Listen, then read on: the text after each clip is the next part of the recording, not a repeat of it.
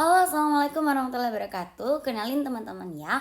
Nama aku Diva Yuniar Putri Radesa dengan NIM 234103050021. Nah, kali ini aku akan menjelaskan tentang psikometri dengan tugas dari Pak Nuzul. Check it out.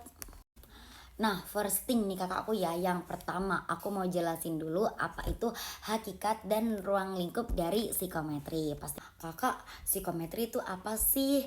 Jadi nih kakakku ya, aku mau jelasin ke kakaknya nih. Psikometri itu adalah ilmu yang mempelajari tentang pengukuran aspek-aspek psikologi seperti kemampuan, kepribadian, melingkup dengan sikap dan emosi manusia. Hah, kok bisa gitu? Nah, bisa dong. Itu tujuannya buat apa? Untuk mengukur perbedaan individu secara objektif dan ilmiah. Nah, sedangkan fungsinya itu untuk membantu psikolog membuat keputusan yang tepat dalam pendidikan, pekerjaan, dan penelitian. Emang fungsinya apa sih kalau di kehidupan sehari-hari? Nih aku tunjukin buat kakaknya untuk fungsi sehari-hari di lingkungan kita. Nah, ini bisa jadi dipakai buat tes minat bakat di sekolah, tes seleksi kerja, UTBK kayak gitu nih kakak. Jadi, psikometri itu adalah ilmu pengetahuan dalam psikologi yang membantu memahami manusia secara ilmiah. Selanjutnya mau jelasin apa lagi ya? Oke, untuk selanjutnya aku mau jelasin sejarah dan perkembangan dari psikometri ini sendiri. Menurut materi yang udah aku baca, di sini ditemukan psikometri berawal dari Francis Galton yang meneliti perbedaan individu. Nah, lalu dilanjutkan oleh James McIntyre dengan istilah tes mental. Nah, terus kalau Binet gimana? Oke, kalau buat Alfred Binet-nya itu sendiri, dia tuh menciptakan tes IQ pertama dan Charles Spearman-nya itu memperkenalkan faktor J gitu ya. Nah, untuk perkembangannya sendiri gimana nih Kak? Nah, untuk perkembangannya sendiri itu dari teori tes klasik ya, yang biasa kita sebut dengan CTT. Itu fokusnya pada skor total, lebih ke menuju ke tes modern gitu ya. Nah, itu tes modern itu namanya IRT. Nah, IRT ini yang sekarang banyak banget digunakan karena dia lebih canggih dan individual. Itu misalnya kayak yang berbasis komputer kayak CAT dibandingkan ke yang pakai kertas gitu kan. Kita lebih suka pakai yang udah berbasis komputer sekarang. Poin yang ketiga, aku mau jelasin konsep dan skala pengukuran psikologis. Nah, di pengukuran psikologis ini tampak berbeda dari fisik karena mengukur hal yang tidak tampak secara langsung. Kayak gimana sih kakak ya?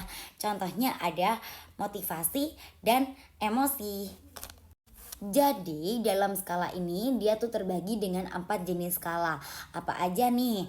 Yang pertama skala nominal, yang kedua skala ordinal, yang ketiga skala interval, yang keempat yaitu rasio. Hah, bingung banget kan pasti. Nah, kalau biar gak bingung-bingung, abis ini aku mau jelasin untuk apa sih macam-macam skalanya itu. Yang pertama ada skala nominal, itu tuh lebih ke kayak kategori gitu ya. Jadi contohnya itu dia itu dipakai buat jenis kepribadian kayak gitu kakak. Yang kedua aku ada skala ordinal yaitu skala urutan. Nah itu nanti contohnya lebih ke tingkat stres rendah, sedang, tinggi. Nah biasanya kita temukan ini di kuesioner. Yang ketiga ada skala interval. Nah namanya juga interval ya, udah pasti ada jaraknya. Nah jaraknya sama tapi tidak ada nol mutlak. Contohnya kayak gimana kakak? Untuk contohnya sendiri sama kayak tes skor IQ karena kan nggak ada IQ 0 kak ya. Selanjutnya ada skala rasio, yaitu dia tuh udah lengkap ya, jadi udah ada nol mutlak. Untuk contohnya kayak gimana kakak? Contohnya tuh kayak waktu reaksi dalam detik. Jadi misalkan reaksinya ini 10 detik, 20 detik, 30 detik jaraknya tuh dia teruntut gitu. Jadi dia udah ada nol mutlaknya juga kan ada 0 detik. Nah, fungsinya di kehidupan sehari-hari tuh contohnya kayak gimana Kakak? Nah, untuk contohnya sendiri dia lebih ke kayak skala stres akademik, motivasi belajar, kepuasan kuliah daring dan lain-lain. Yang keempat yaitu konsep dan faktor realitas. Reliabilitas ini berarti konsistensi hasil alat ukur psikologi.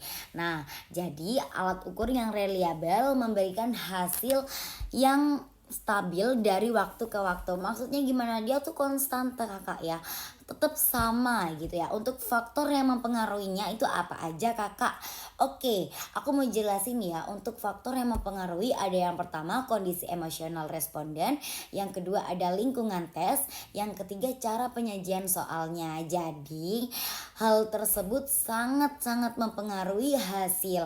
Nah, kalau kondisi emosionalnya itu nggak stabil, hasilnya bahkan berbeda. Ya, lingkungannya itu tidak mumpuni, nyaman atau tidak nyaman, hasilnya pun bakal berbeda. Dan penyajian soalnya misalkan disajikan dengan tidak runtut itu hasilnya bakal tidak beda. Sekian dari aku. See you ke edukasi-edukasi selanjutnya. Terima kasih. Wassalamualaikum warahmatullahi wabarakatuh. Bye bye.